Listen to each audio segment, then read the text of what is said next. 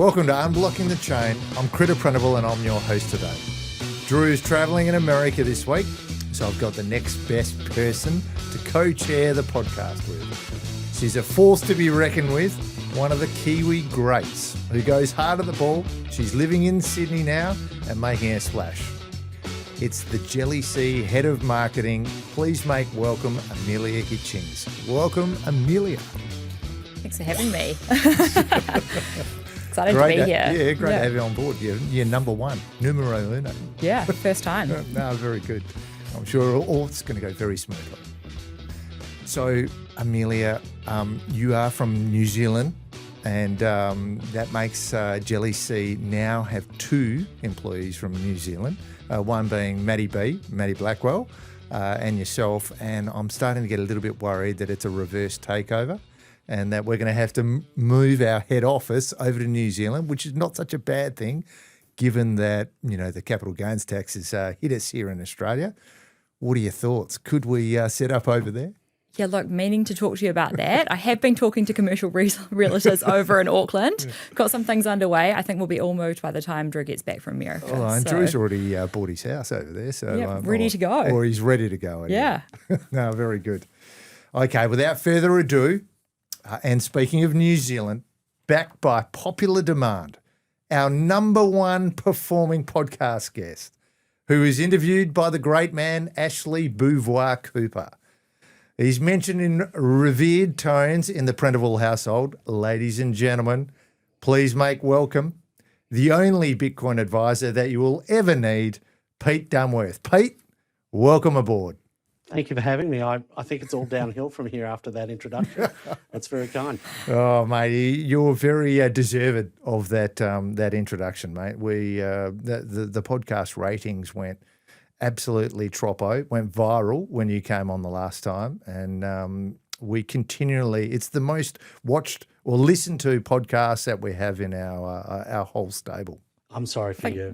Your wife might have, I was going to say, I think your wife might have also been quite a big fan as well. Yes, I'm slightly concerned there.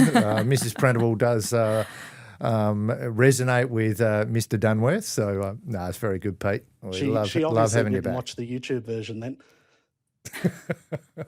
Oh, well, I don't know, mate. You come across as quite a handsome man, so yeah, I can understand why you've got a big fanfare over there. Hey, look, let's go back to where it all began, Pete. So I don't know the story of how you got to know Ash Cooper and how you came to be part of this. Well, Ash and I got introduced by a mutual friend and the great Mike Considine. And Mickey C, we love him. Everyone does love him. He wants to be on the podcast too, Pete. Well, but to date, we haven't had him yet. So he'd be very popular.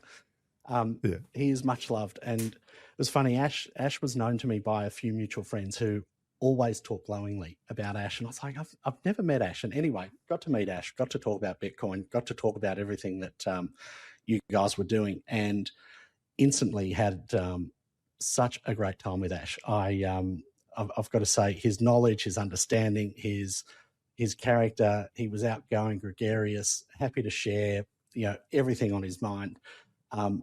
He was truly a lovable larrikin, and he always had great stories.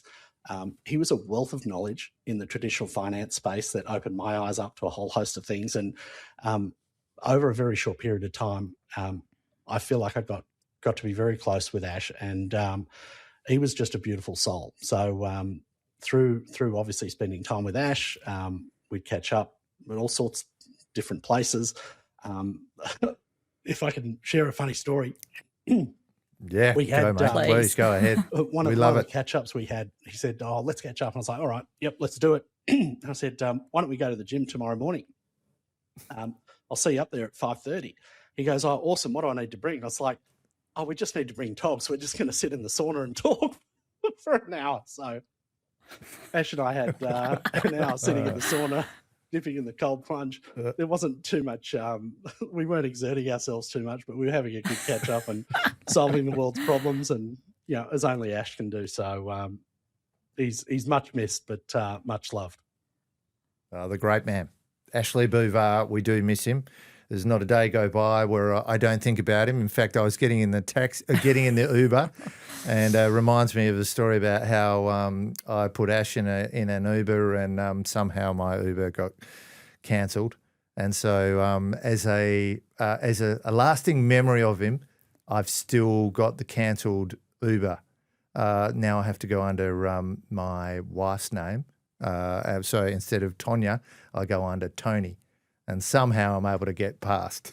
Nice. But anyway, he's a great guy. Okay, let's move on, Pete. I have been telling all my mates that you are the Nostradamus of New Zealand. Nice rhyme there. It is because you were one of the first to adopt Bitcoin, and you've ridden it all the way, and you've been a proponent of it ever since. Also, last year, I believe, was when you decided to make a big personal lifestyle choice and leave Australia and head to New Zealand. Now, that is a hell of foresight. You sort of flagged to me when we were talking about it that you weren't happy with the imminent tax changes, and, of course, myself being a little bit slow, I didn't pick up on what you meant. But since we've had the budget in Australia on the 12th of May, it's all come crashing down for the likes of myself and everyone else left in Australia.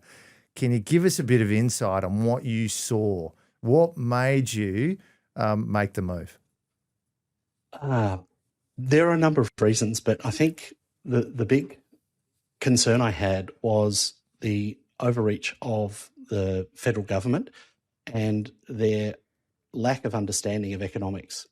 I think they had a thought process of me casa su casa. So anything that you owned was theirs to take, rape and pillage, without any due process. So what really concerned me was the lack of property rights that Australia was headed to. And this was typified by the unrealised capital gains that they plan to introduce into the superannuation regime. And the problem with that is, by my calculations, the unrealised capital gains tax was going to leave me with 8% of what I currently had in Bitcoin in my superannuation by the time of retirement, in a very best case scenario. And I thought that was a bridge too far. I feel like the destruction of civil liberties and polite society happens when property rights aren't protected. And unrealised capital gains is a Trojan horse into ruining capitalism and the great societies that have been built in the West. So although that was rescinded with the help of Jeff Wilson and a host of others, I thought it was egregious. I thought it was a bridge too far. But the intent for the current federal government had been signalled, that they did not want to respect property rights. And under a government that doesn't respect property rights, I'm pretty well versed in what's happened throughout other countries that have gone down that road. Just look at Venezuela in the last 10 years. I thought Australia is headed that way with a lack of respect for the local voters and a lack of respect for property rights. That to me is a recipe for disaster. And I think where it was a year ago was unrealised capital gains tax, and I thought this signalled their intent to really take much more than what was, I guess, a fair go. And this is where we're at now. We've got capital gains tax being instituted across all at a flat rate at 30%. Ironically, if you're an investor in New Zealand and invest in Australian stocks, you're going to get a lower tax rate than if you're an Australian citizen. To me, that makes absolutely no sense. And by default and backdoor, they've instituted a death duty or an estate tax on death. So that's at now 30%. All of those things I'm not too keen on sharing with a government that has got a spending problem. Well said, Pete. I think I can sort of sense the podcast going viral just from that answer alone. Yeah, cool. So, look, Pete, for those of us who haven't actually heard about you and what you do, so can you tell us a little bit about Bitcoin Advisor and Net Worth Advisors as well? Sure. That Net Worth Advisors I set up with my business partner, Juliet, probably about 15 years ago now, and we look after a small number of wealthy Sydney families, helping them invest in all asset classes from stocks, bonds, property, crypto, my favourite obviously being Bitcoin, and helping them over the last 10 years with investing in Bitcoin. We've gotten very good at it. We've gotten processes and systems in place that ensure that people won't and can't lose their Bitcoin when they use our process and service. And about 3.5 years ago now, that was a service that I thought was, I guess, a service that was needed on a more broader global scale, and teamed up with a friend, a fellow Bitcoiner, to deliver that to the world. And since then, we look after about probably 600 or 700 clients globally, and we've got a neat little business helping people purchase Bitcoin, and most importantly, secure that in a self-custodied manner to ensure that they can't lose it, they won't lose it, they won't get scammed out of it, and most importantly, that it's there to pass on to their loved ones when they're not there and capable of doing such. Yeah, it's pretty amazing, isn't it? It's good. Just what we need. Exactly. What's your advice, Pete, to to your clients as now that the budget has passed through? Is there any restructuring to be done? I think there's plenty. And this is where, although it's passed the lower house, will it get through the Senate? Probably. I think there's a lot. The big winners out of this budget, I think, are accountants and property valuers. There's going to be a seismic restructuring. You've obviously seen trusts now are fundamentally useless because you don't get the follow-on provisions. Franking credits are basically up for question at this point in time. And then you've also got an issue with transference of assets and what's that going to cost. So I think it's going to be a very busy time over the next 12 months to get that all in order for the 1st of June or 1st of July 2027. And it's just going to mean people are very busy. But in order to do all of this, there's a whole host of transaction costs when you look at properties, stamp duties, valuations, setting up new structures, accounts, counting, legal fees. It's basically it's a very unproductive tax before you get into the main game of getting taxed at the new rate. So I think it's a silly move by the government. I think it's going to drive a lot of capital offshore. It's going to drive a lot of investors offshore. It's going to drive a lot of entrepreneurs offshore.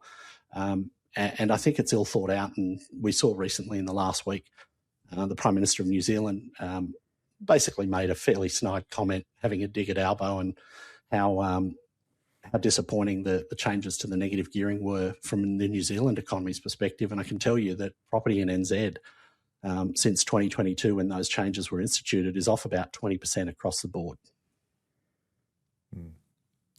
Yeah, there's a hell of a lot to digest on the structuring side. A lot of questions being asked.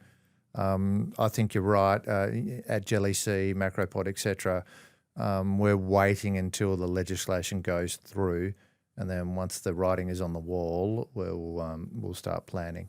But there will be a lot to be done once that legislation goes through, if it goes through. Let's keep our fingers crossed that it doesn't. Yeah, I don't think it's a smart thing to do, but this government hasn't made great decisions, so I sadly think it's probably going to go through. But I think it's very wise waiting to see what happens. Albo and Jimbo. Yeah, well, I hope they come to their to their senses. But let's put that aside because it's rather somber. Let's talk about something which is very exciting. So let's move on to Bitcoin. Just recently, we've seen it move down. It's currently around 61,400, which is where it was trading just before I came onto the podcast and caught up with Menners. It's been up as high as 126,400 only in October of last year. So I guess what what I'm thinking is that just recently we saw Michael Saylor sell 32 Bitcoin. It's really in the last week of May, and that has caused an absolute panic in the market. What are your thoughts on that, Pete? I think it's a very interesting time, and I don't think Michael Saylor selling 32 Bitcoin has garnered the response that we've seen. I think it's been a combination of things. And Bitcoiners have been very happy over the last, say, 10 or 15 years to own the fastest horse, to have the best asset. When things start moving, that usually goes up the fastest, the most. However, in the last sort of 2 years, we've seen the AI play basically disrupt that whole fastest horse thesis with Bitcoin. And I think a lot of Bitcoiners are getting FOMO. They don't really believe in or understand what they own. And this is where, when you see a 50% drop or more from 126,000 down to 61 in the space of just over 6 months, I think the first thing you need to ask yourself when thinking about Bitcoin as an investment is, has the underlying thesis of Bitcoin changed?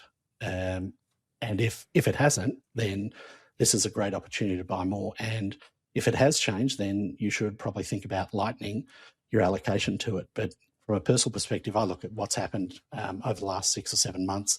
Michael Saylor selling 32 Bitcoin and in the same week turning around and buying 1,500, I think is a bit of a moot point, and the market's looking for a scapegoat when it comes to Bitcoin. But for me personally, the fundamental thesis and value proposition of Bitcoin hasn't changed. And I think it's an opportune buying opportunity at these levels. Oh, I love that. Just another opportunity. I feel good about that. Yeah, that's very good. I'm glad you're on, Pete, because every now and then the market needs to be reassured. And there is no surprise that we're bringing you on at a time when the market's low, because people need to be reassured and to hear that the thesis hasn't changed. But let's just dive a little bit deeper into strategy. And for the listeners out there, Strategy owns around about 4% of the supply of Bitcoin. So, it does have an impact on the price. And obviously selling 32, may not have been the reason, but there's certainly a bit of a narrative around it. And as Pete said, they've come back in and they've bought over 100 million in the last, they bought it on Sunday and Monday. So, it's a good hedge fund tactic to, you sell a little bit to see the price drop so you can buy a heap. So I do like the colour of his jib. But Michael Saylor has issued a number of, different convertible notes. So he's got the senior convertible note, the STRF, which is fixed at 10%, the STRC, which is approximately 11.5%, the STRK, which is convertible into the MicroStrategy stock, the STRD, which is a 13% low-rank junk preferred convertible note, and then we have MSTR common stock. So they've got the full curve built out, and it's amazing financial infrastructure. I want to focus a little bit on the most recent issuance, which is STRC. Okay, they recently, on the 14th, 15th of May, so middle of last month, it recorded a volume of around about 1.5 billion daily. Okay, so that's significant volume going through. And think to yourself, you're receiving 11.5% coupon. Now, Pete, I know that you and I had a chat about this. It was probably the end of May, the beginning of April. End of May, beginning of June. And we discussed whether, this is something which we should be investing in. So at the time, it was trading at a par value of $100. Since that time, Bitcoin has come off. It's been down to $93.40, and as of yesterday, sits around just below $97. Okay, really, what needs to happen for that to go back to par is that Michael Saylor needs to offer a higher coupon yield to actually get it back, or an alternative would be to go from monthly payments to bi-monthly payments. Now, that's exactly what they've done. Okay, they've gone to bi-monthly payments. So that should give investors confidence that, Michael Saylor is, is making it more attractive. But there are questions about the overall model. So, Pete, I'm going to throw it back to you. Do you think that the strategy model is sustainable in the long term? That's a very tough question, and I'll just caveat the response by saying if Bitcoin continues to go up, there is a good chance that this business model is sustainable.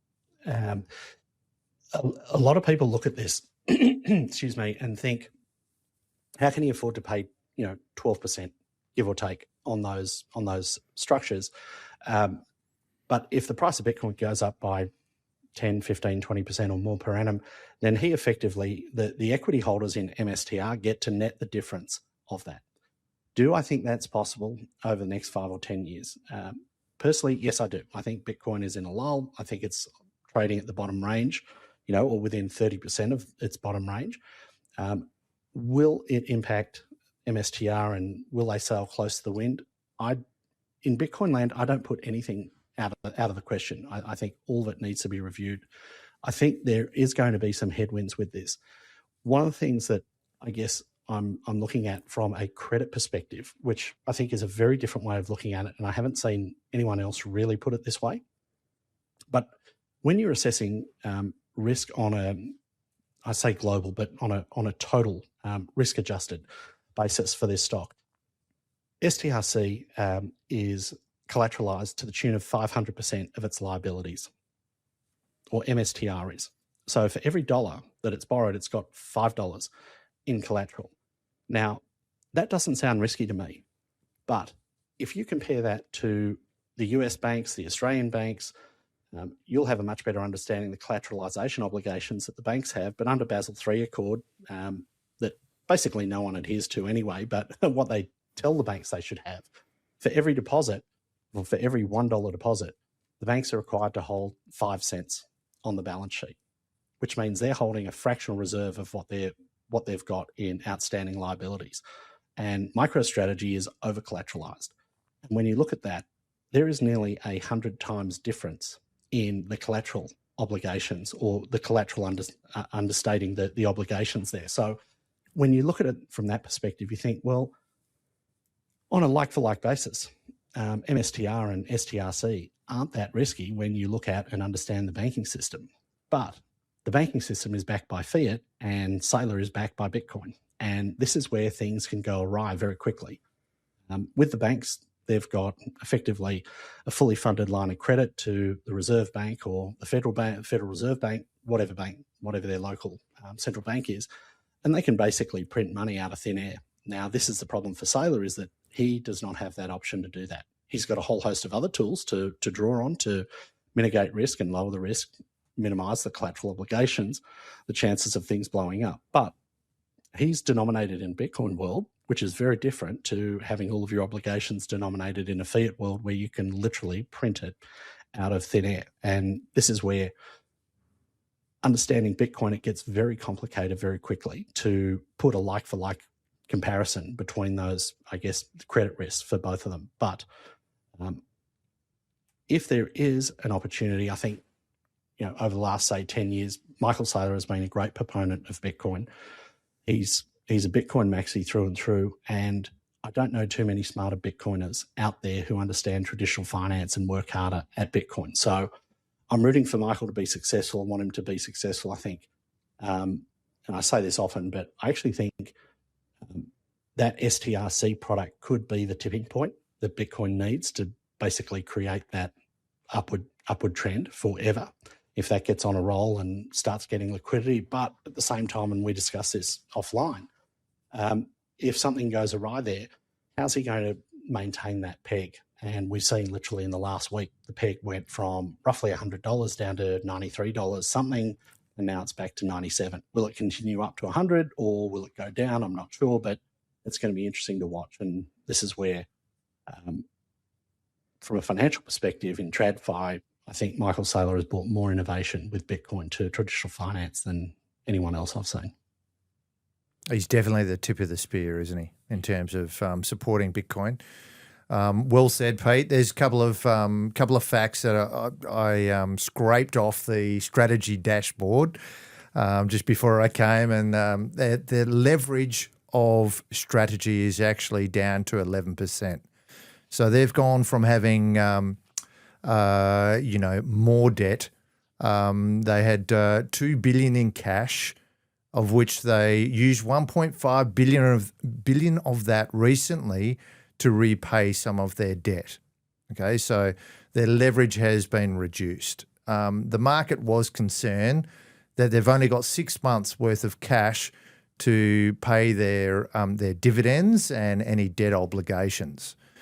Okay, so just for the listeners out there, Strategy do not have to pay the dividends. It is a choice. It's not an obligation. But obviously, if they didn't pay the dividends, it would have a material impact on their stock. The other thing is worth noting that their debt, they don't have to repay any of their debt until March 1st, 2030. Okay, so what that means is they can sit on their hands and do nothing until, past 2030. Bitcoin can go down, up, around, do whatever it likes, and they don't have to move.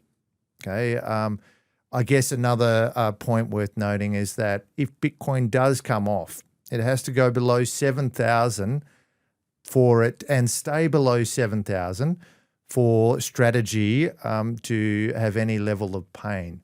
And at 7,000, the value of their Bitcoin will equal the value of their debt. And then it is only in 2030 that they'll have to start worrying about repaying that. Okay, so it's a hell of a runway. Looks pretty strong. It is that's right. It's a volatile asset. It has had a material, pullback.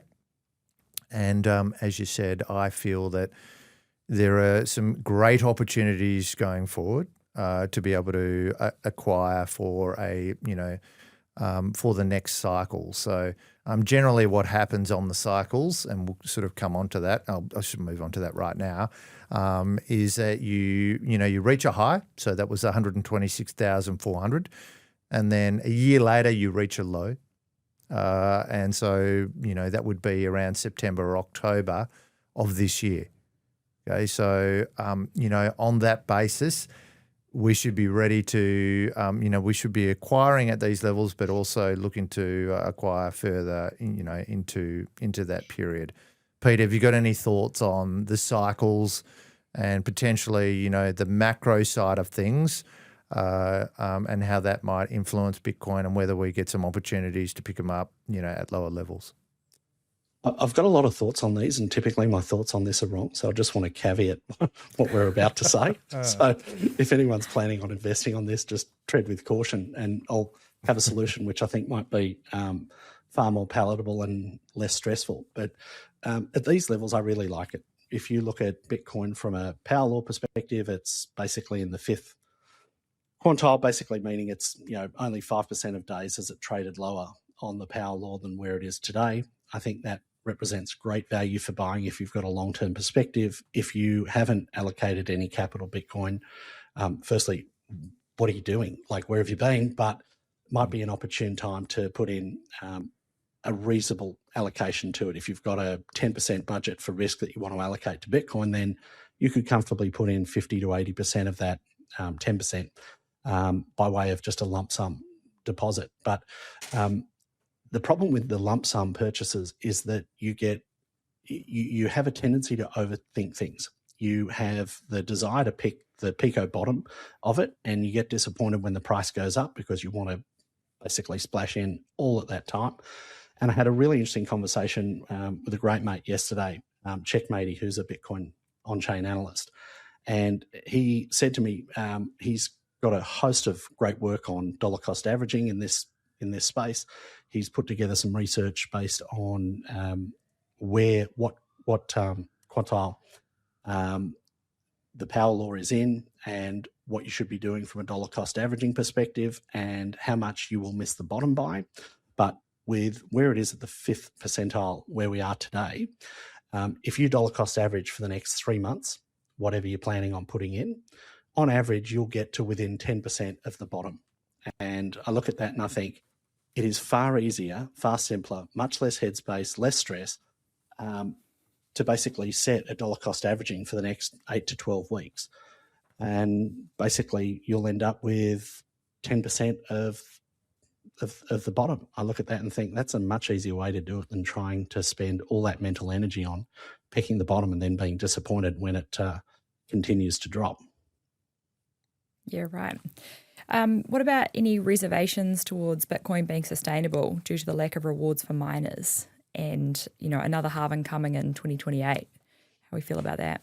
That's a great question because what we've seen with the AI boom is depending on who you read, there's, basically per kilowatt, there's somewhere between 4 to 12 times the revenue if you're allocated to the AI industry as opposed to Bitcoin mining. And I look at that and think that's obviously a huge hurdle to overcome, but it's not insurmountable. And we're in the middle of a bear market. And I look at that and think, well, if the price of Bitcoin doubles, then it's not a huge disparity. Well, it's still a huge disparity, but the numbers get better. And I look at my big concern with AI with respect to Bitcoin miners is AI doesn't have an existential threat vector to it that Bitcoin can sustain. And what do I mean by that? I believe Bitcoin will be mandatory infrastructure for all governments to maintain and look after. Whereas the AI infrastructure build out, I don't think is going to be seen that way. I think what we're going to see with the AI build out is we're going to see Europe, the UK, and Western democracies leverage off the investment that the US makes. You're going to have China basically build out their AI infrastructure, and they're going to support their proxies. And in the middle, you're going to have Bitcoin and nation states who want to remain sovereign and self-sustaining. They are going to allocate resources that they currently have to maintaining the Bitcoin network. Now, what makes me think that? If you look at Iran and North Korea, specifically Iran, it's been touted that they had 5 to 7% of the mining hash rate on the network. Little old Iran that's in the center of the geopolitical world right now in the Hormuz Strait was accounting for 5% of the hash rate. And what was interesting, in the last month, we saw that and it might have been 6 weeks ago, the dates I'm blurry on, but directionally I'm correct on this, but you saw the US attack Iran, and within 24 hours, the hash rate of the Bitcoin network dropped about 5 to 7%. And I look at that and think, isn't that interesting? So I actually think Bitcoin and Bitcoin infrastructure, typically mining, is actually going to be a nation state prerogative that they have to maintain. And this is something that doesn't compete with AI, and it will be irrespective of what they spend on AI, they will allocate some resources to maintaining that independence on the blockchain. So I think that theory will play out. It's just going to take a bit of time. We've got some insights from what Iran's been doing, and we'll see other nation states follow. Well said, Pete. Good stuff. Okay, let's get to the crux of the matter, and I'm sorry to put you on the spot. Now, you said dollar cost averaging is really good, but Menas is here and licking his choppers. He wants one grab at the title, and he's looking for a level to buy. Okay, so, personally, I look at this and I go, okay, Bitcoin went up to 69,000 in the cycle, came back to 13,500 a year later. Okay, and then traveled all the way up to 126,500. Where can we get down to? My target that I have is 50,000, and I've said this all along. But potentially it may go lower, it may not make it, and then once it hits 50, around September, October this year, I see the next bull cycle it moving up to 470,000. Okay, so they're my thoughts. What do you think, Pete? You're much more qualified on this particular subject to give a good answer. I don't think I am, but I really like what you're saying there. I'd love to see that down to 50. So should we all fall in behind that? I'd love to support I think so. that. I'd be very happy in 2028 if we're sitting at 470, which would be, a 12x from here roughly. So look, can it get down below 50? I think, sure, it can. Where we are today at 61,000, I look at this and it really depends on, do you have an allocation to Bitcoin at the moment or not? If you don't, then buy at 61. And this is where, say, psychologically, I ask all my clients to, basically what's their budget for buying Bitcoin? How much do they want to put in? And typically it might, if we're really lucky and someone's very bullish on Bitcoin but doesn't own it, they'll say, I'll put in 10%.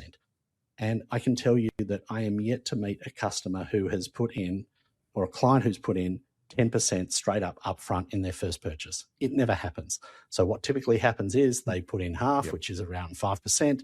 And I like to caveat any disappointment and expectations moving forward by saying, look, now that you've put in 5%, I just want to be mindful that this could drop another 50% from here. And if it does, you're going to want to stick a fork in my eye, but I'm going to come back to you. I'm going to say, hey, now is the time to buy with the other 5% that you didn't buy. We want to top up and basically dollar cost average down, and we want to basically set a lower cost price for your Bitcoin purchase. But at these levels, I think there's great opportunity. And if we're sort of talking in less than 3 years' time and Bitcoin's gone up 12x from here, is anyone really going to be, upset that they bought at 61,000 as opposed to 50 or 45?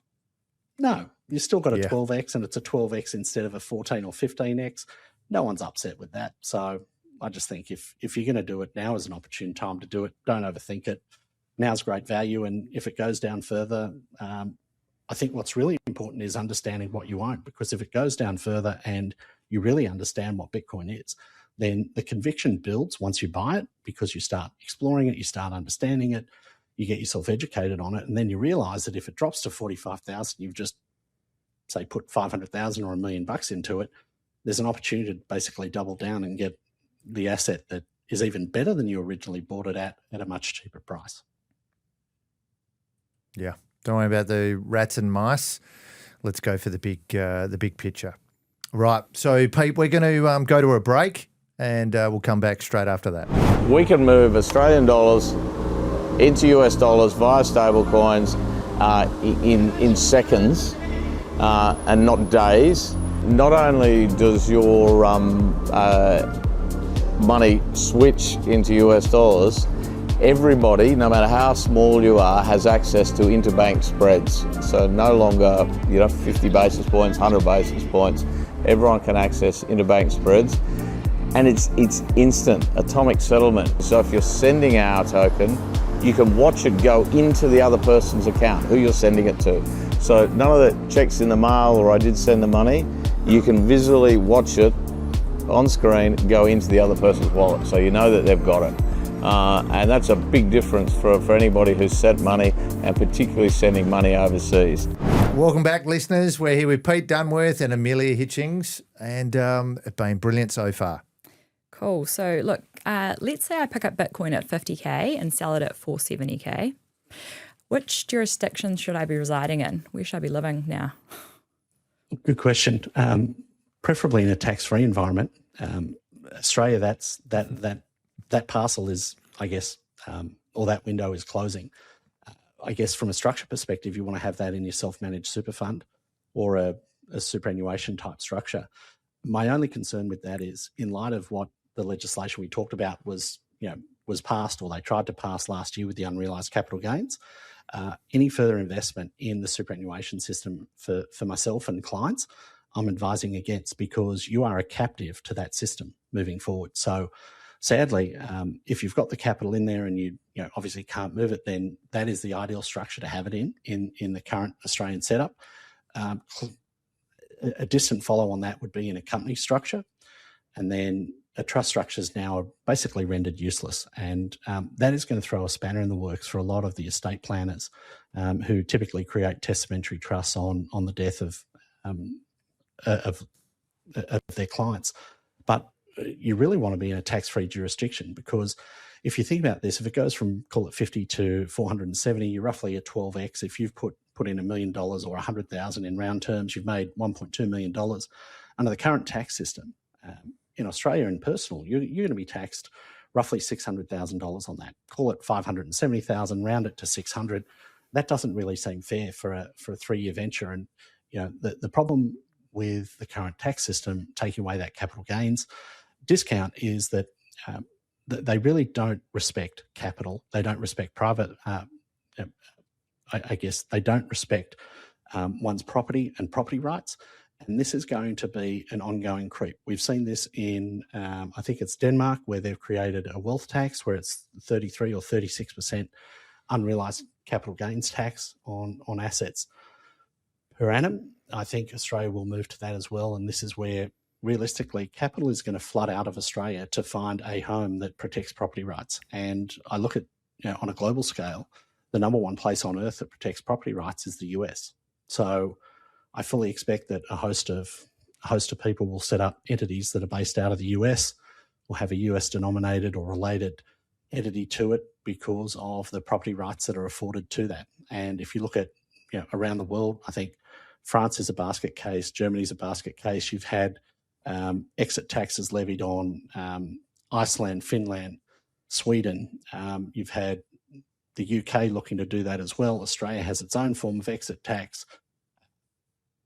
France, shocking capital restrictions. China, capital restrictions. We're not left with many options, and it's very clear what governments around the world want to do. They just basically want to take your stuff. Yeah, right. There's a lot of work for accountants and lawyers to help you get yourself sorted now, isn't there? Look, is there anything else you want to say about Bitcoin before we move on? I think it's been a very testing period for Bitcoin.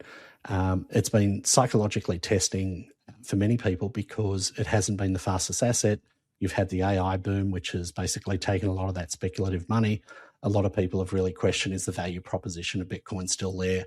And this is where I think patience will be rewarded in the long term with Bitcoin. I don't think the value proposition is left, but it's certainly been a great test for any Bitcoin believers out there.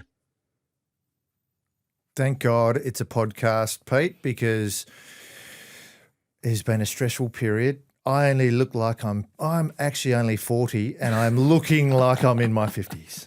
So, we can ride it up and down, but we love the ride. So anyway, let's, very good. Okay, Pete, Manners has given me the wrap up.